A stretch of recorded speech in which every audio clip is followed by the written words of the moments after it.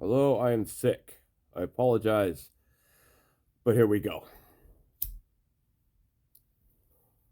Djekkie, I remember his application to our endgame shell.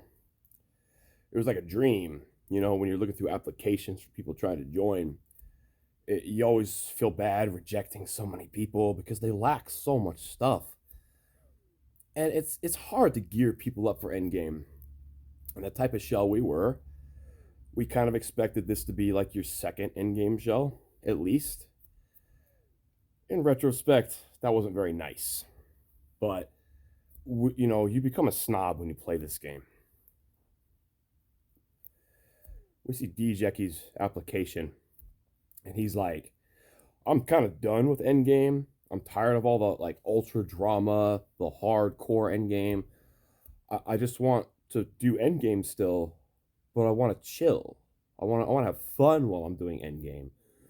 And he's like, "Here's all the stuff I already have," and we're like, "He's better than all of us. He's better than me. I was like one of the star tanks, and he's better than me, and he's got a red mage that's all geared up. And he's got what else? And he seems pretty cool. Yo, let's accept this guy and see what happens." I remember the first day he joined, he just had this air of cool to him, like he was like the Fonz, man, from Happy Days.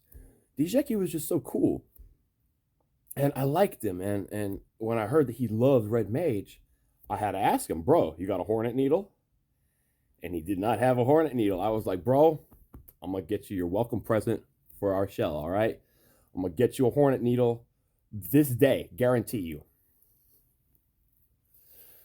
Got my thief's knife, went to the Temple of Ugulepe, and just started farming bees, man. I figured I was gonna be there for a couple hours, like usual, trying to get a sack of bee larvae. But it dropped on the third bee. And I sent him a PM. I was like, "Hey, bro, come over to the Hornet Needle spawn when you got a chance. I'll pop it for you. We could take it out real quick." He was like, just LOL. I was like, "I'm not kidding, dude. I really do." I linked it to him in chat. And he was like, "Wait, for real?" I was like, "Yeah, dude, come on, just come get it. It's a rare EX item. I can't sell it. You have to lot on it from the treasure pool."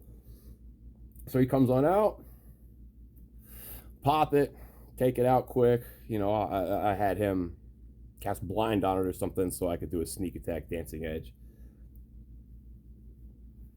And I was like, "There you go, man." He popped on Red Mage Ninja with a Joyeuse and a Hornet Needle for the first time right in front of me. And he loved it. Oh, I could see it. I could see how much he was loving it. And it just made me so happy that I was like, "Dude, here's this guy, right?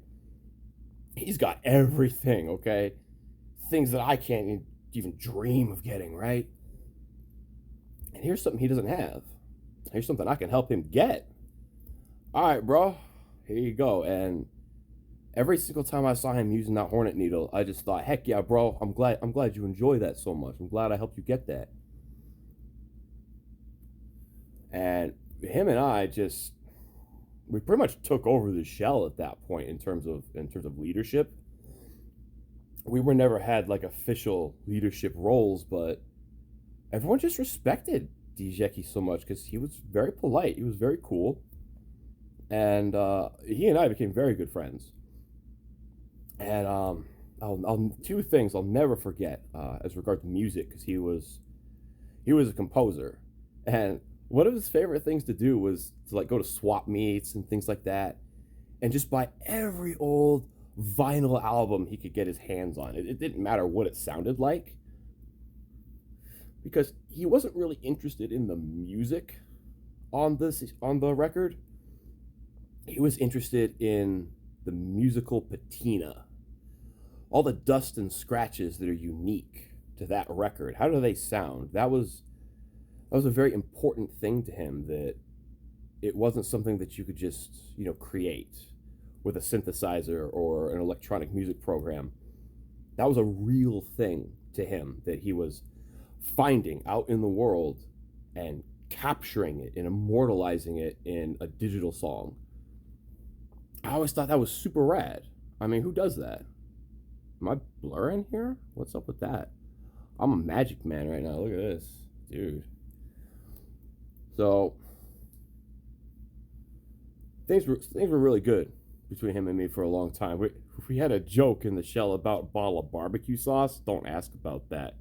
Um, uh, when you're like a 20-something young man, um, it's fun to joke about being gay. I don't know why we do it. I'm sorry to all the women out there.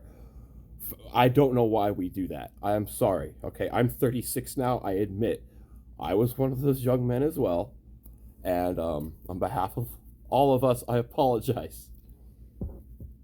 I'm sure there was a lot of girls in the shell who didn't really care for it, or maybe there was some who did. I don't know. Heck. But I know there was one girl who did not care for it. Hitaku. She lived nearby to Djekkie in real life. Djekkie was a Palestinian who immigrated to Europe seeking asylum when he was young, as I recall. Or maybe it was his parents who were seeking asylum and he was born there? Because he didn't really have like a Palestinian accent or anything. But she really liked him. As in, like, I want him only for myself type of deal. Even though I was just a guy and we were just friends, it was like, no, you're too good of friends with him, so you can't be involved with that. And over time, you know, I could see Djekkie was really into this chick, and I'm like, you know, that's fine. That's how men and women are. I get a trip. When I started to trip, though, is when he started telling me things that just were not true about me. And I'm just like, where did you get these ideas about me, dude?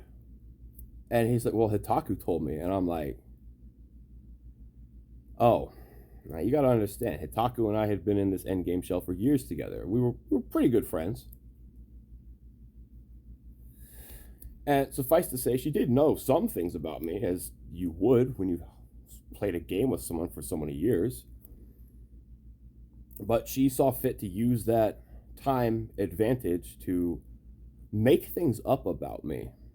It came to a point during a salvage run that was going on one time. I just kind of mentioned to Djekkie, like, hey, man, I hope you have some good luck of drops in there. And he thought I was being facetious. He hits me back with just like a really aggressive message, and like my heart jumped.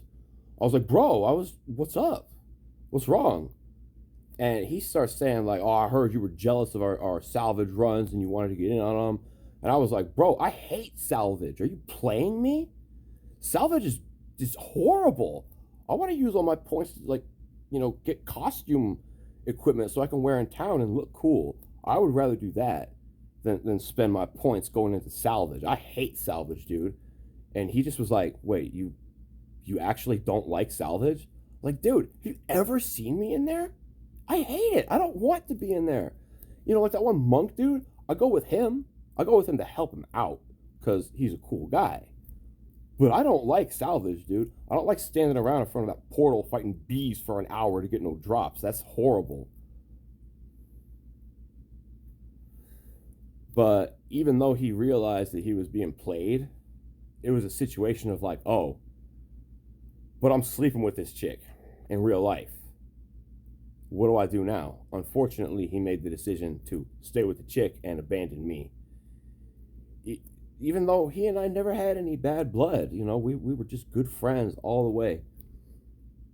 But he unfortunately believed the lies of some scandalous chick.